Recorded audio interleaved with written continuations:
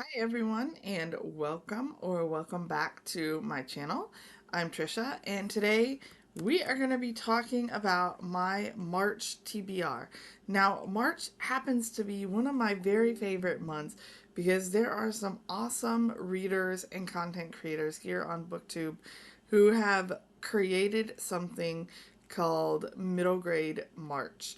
I will link their video below that gives all the prompts and all the information that they have used to create their kind of middle grade March game that they do, or readathon that they do.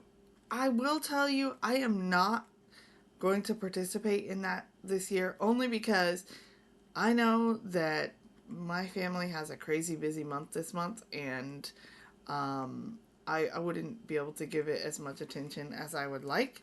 So instead, what I have chosen to do is pick a pile of possibilities from some of the middle grade on my shelves and some of the middle grade ebooks that I have, and go ahead and go from there. So I'm going to share the books that I have kind of picked out with you.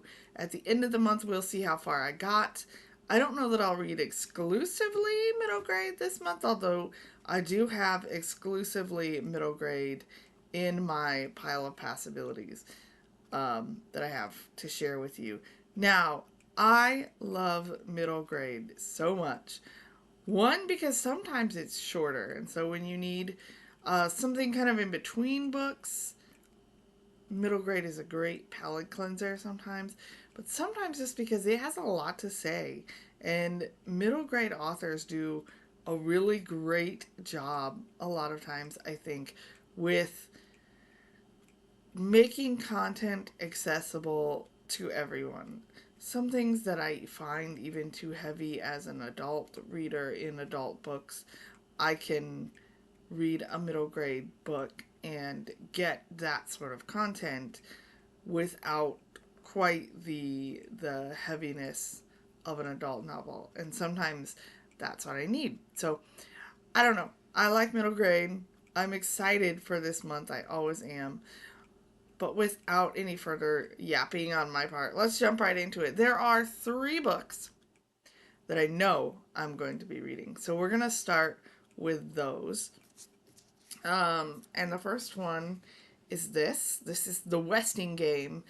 And the reason I know I'm reading this is my son is reading this for school right now. And so I am reading along with him. Actually, we start, it is Monday, March 2nd, as I'm recording this, and we start this tomorrow, which is also hopefully when this video will go up. But The Westing Game is about Samuel Westing, who has been murdered, and 16 of his heirs are called together and paired up, and the only way that they can receive their inheritance is if they expose his murderer, who is one of the heirs. There are clues all along the way. This is an adventure story, an adventure mystery. I've read it before. It's really good. It's a reread for me, but I'm excited to read it with my son. So again, that's The Westing Game. And then the next one, I don't have um, a print copy of, but I do have an ebook, and that is Artemis Fowl. Again, my son Nathan is reading this for school right now. This is his independent reading book that he's chosen, and I have already read this as well, so it's another reread. But Artemis Fowl is so fun. It's about a 12-year-old boy named Artemis who is kind of a criminal mastermind, and he's part of a criminal mastermind family whose fortunes have kind of dwindled lately, and Artemis is hatching a plan to get back the family fortune. And the way he decides to do this is by obtaining fairy gold. And to do this, he kidnaps a fairy. The only problem is that the fairy he kidnaps happens to be part of the leprechaun which is kind of like the fairy police force. And so she is a little bit more than he bargained for. It's a wonderful middle grade fantasy, so very fun. And then, of course, there's a whole series that happens after this first book. So I'm excited to reread this. We're actually reading this one together, and we're already on chapter 3. And we're loving it. It's so fun. And then the next book that I know I'm going to be reading this month is the third book in the I don't know what the series is called. Is it Supernatural something? I don't know what the series is called. But the first one is Amari and the Night Brothers, and the one that I'm getting ready to read is Amari and the Despicable Wonders. It's book 3 in this series by B.B. Alston. Another fantasy, kind of urban fantasy middle grade novel. I can't say too much about it because it's the third in the series, but in the first book, Amari's brother is missing, and she discovers that he left behind a briefcase with some papers for her, and it's an invitation to this school for supernatural beings. And so Amari's life is kind of turned upside down when she goes there and finds out that all of these creatures that are part of myth and legend and all of these things actually exist. And of course, she has to wrap her head around that while attending this school and figuring out what has happened to her brother.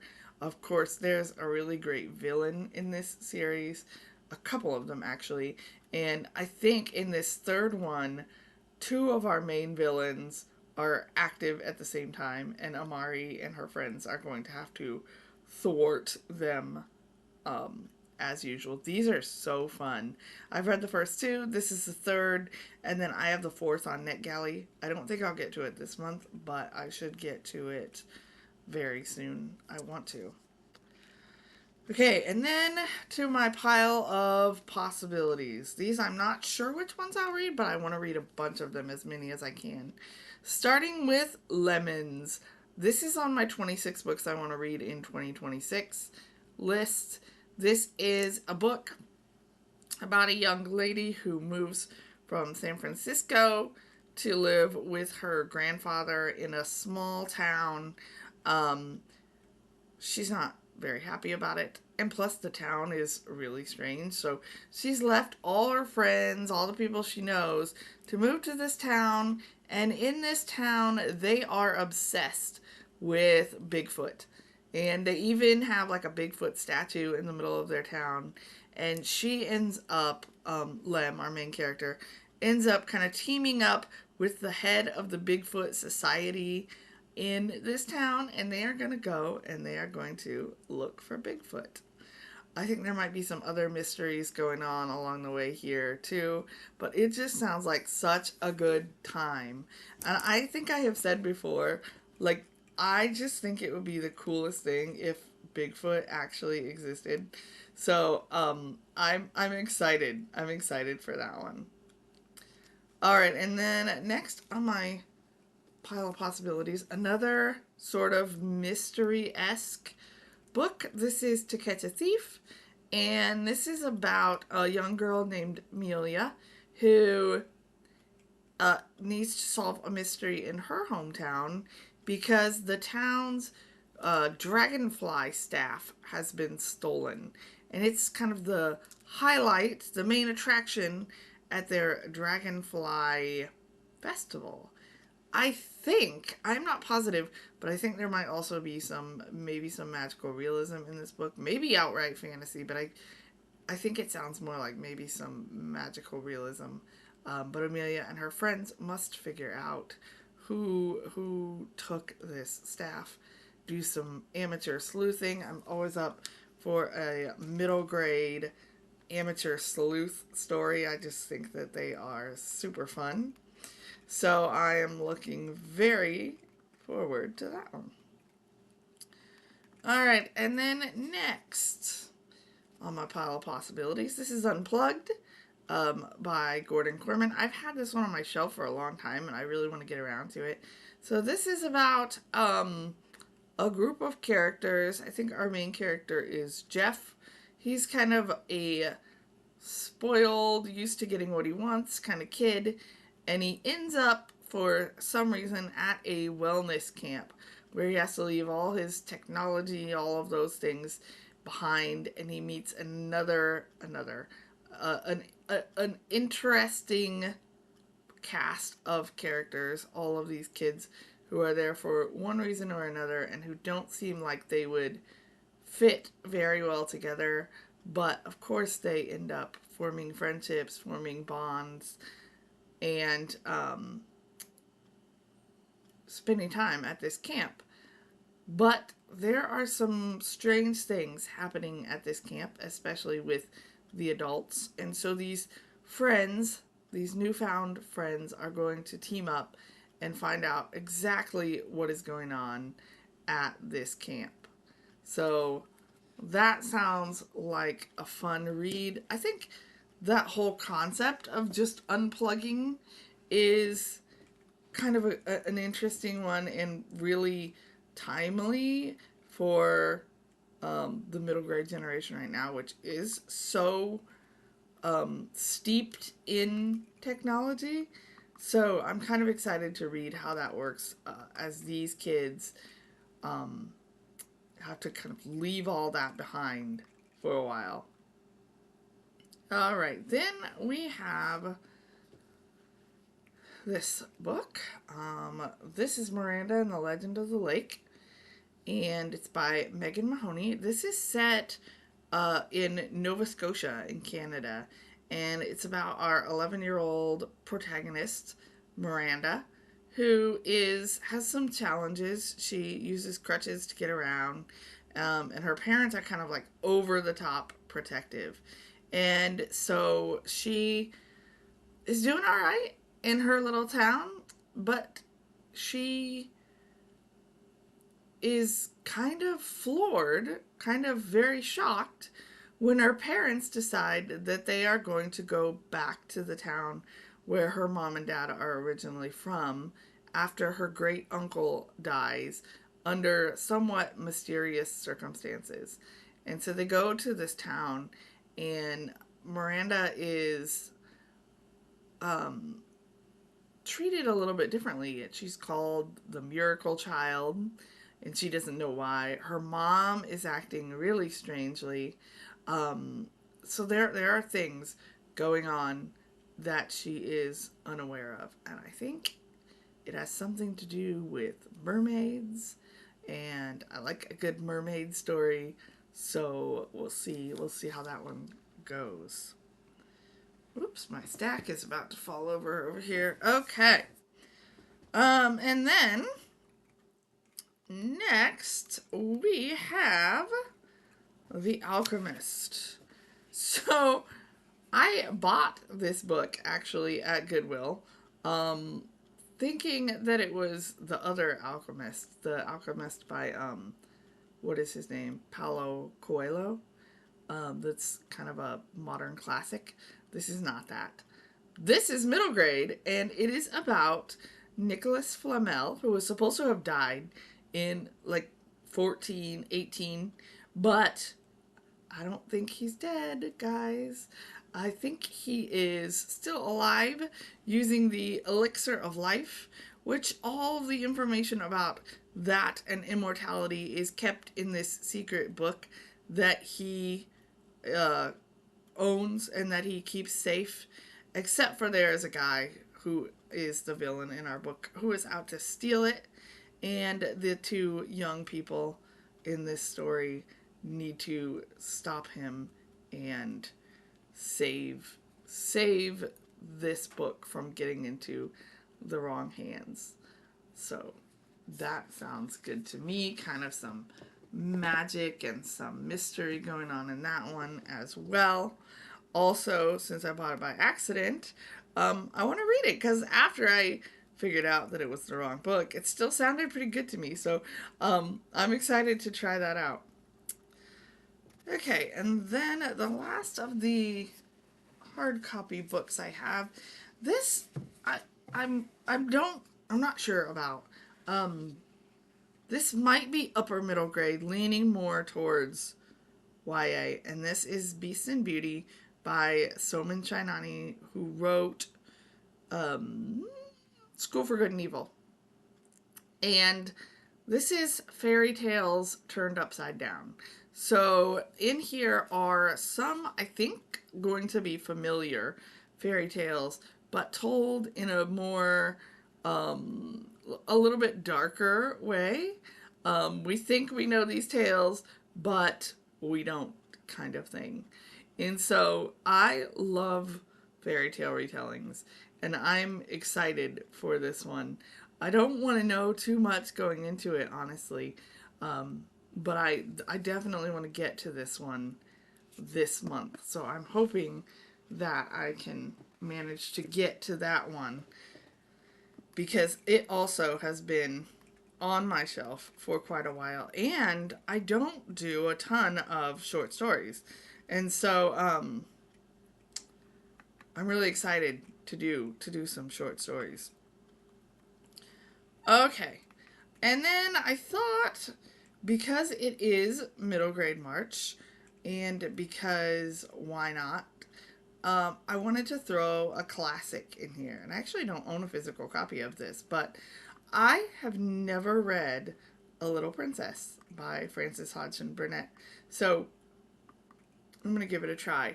I have read The Secret Garden by this author, but this is the other pretty popular one that she wrote. So I really want to give this one a go. But it's about Sarah Crew. And Sarah is this really kind of intelligent, spunky girl who goes to this elite school, and everything's going great until her father dies. And then Sarah is forced to live in an attic room at this school, a really small area, and she's forced to work as a servant for the school, and things have just totally turned for her. Fortunes have totally turned. And so this is the story of her and her resourcefulness and what she kind of does when the tide turns and she finds herself in this position, how she handles that and what happens next. So I'm super excited to read this one, because I feel like it's one that I should have read probably a long time ago. I know that it's really much loved. And so I want to read that, because I really probably should have read it before now. All right, and then another one on my 26 I want to read in 2026 list was The Case of the Missing Marquess by Nancy Springer. It's the first in the Enola Holmes series. So Enola Holmes is Sherlock Holmes's younger sister, and in this particular book, the way that the thing that starts her on her own sleuthing career is that her mother disappears. And Enola might just be the only one who can discover what has happened to her. And also, it's on her 14th birthday. What a birthday present. So her mom disappears. She's going to solve the mystery of what happened to her mom. Now, I've read a couple later books in this series and have been so impressed by how well this series dovetails with the original Sherlock Holmes books. Like, there are characters from those books that are mentioned in this book. It feels like it works with the Sherlock Holmes canon stuff. It is not canon, of course, but it fits, and so I love that so much. And then last but not least on my pile of possibilities is The Poisoned King, which is also on my 26 books that I want to read in 2026 list. This is the second book in the Impossible Creatures series by Catherine Rundell.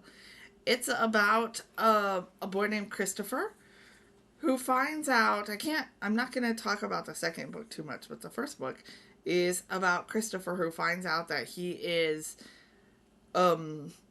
guardian of the creatures in a place called the Archipelago, which is kind of an alternate, not an alternate world, but another dimension of our world, maybe? I don't know exactly how to explain it.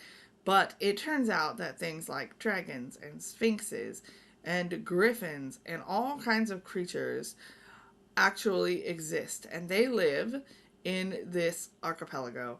And Christopher travels there and has adventures in saving these creatures from things that are going on in that world. And so this second book is a continuation of that. Now, what I will say about this book is it is not rated. It is categorized middle grade. The writing in this book is not typical middle grade. It is really, really good writing, like amazingly good writing. And I loved the first one so much. It was so good. So I also really want to get to this. So those are all of the books that I have on my middle grade March TBR. I hope I can get to all of these. I'm going to get as close as possible. And I'm so excited to get started on reading these. So if you have things that you are looking forward to reading in middle grade March, or favorite middle grade books that I should add to my stack, please leave a comment and let me know. I'd love to hear what you're reading and what you're loving. Go ahead also, if you would, and like this video and subscribe to my channel. That helps me grow. It helps me keep the content coming, motivates me, and I am so excited just to be part of this community of readers. And so anything that you can do to just say, hey, I'm here, I'm watching, is so much appreciated. All right, and I think that is going to do it for me for this video, but I look forward to seeing you next time. Bye, everyone.